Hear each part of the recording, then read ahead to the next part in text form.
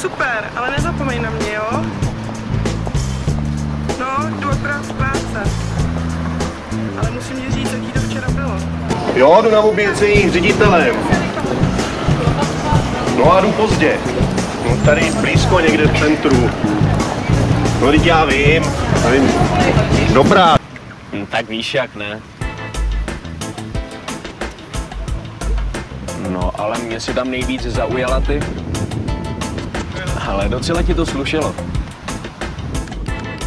No hele, a nechtěla bys dneska někam vyrazit? Zvu tě na večeři. Hele, potkala jsem super frajera, vzal mě na luxusní večeři na Vyšehrad. Popíjeli jsme vynikající šampaňské.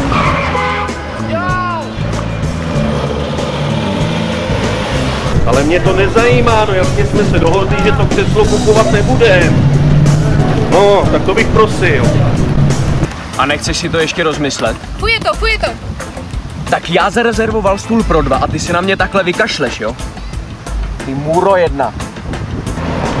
Jo, možná bych taky mohla někdy zavolat ty mě. A se ti ukážu, najdu si tam telefon. No nic, už jsem doma, musím končit. Čau.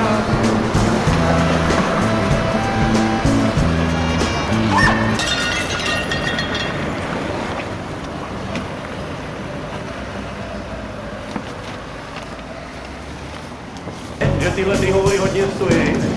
To si spíš, že hodně stojí. A kdo si myslí, že to všechno platí? Ale víš co, já musím končit.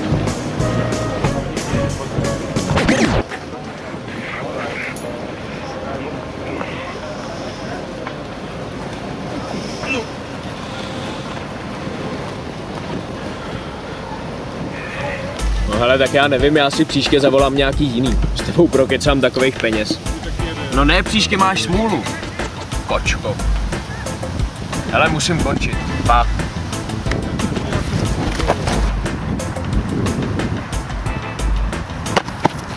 Viděl jsi to? Tyjo, tamhle něco je.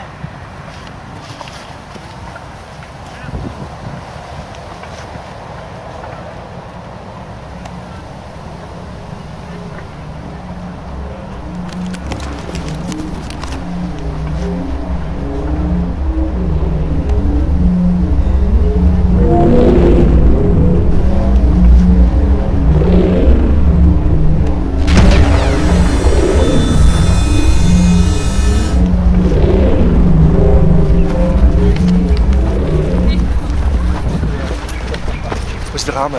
Ty nějaká legrace nebo co? Pojď.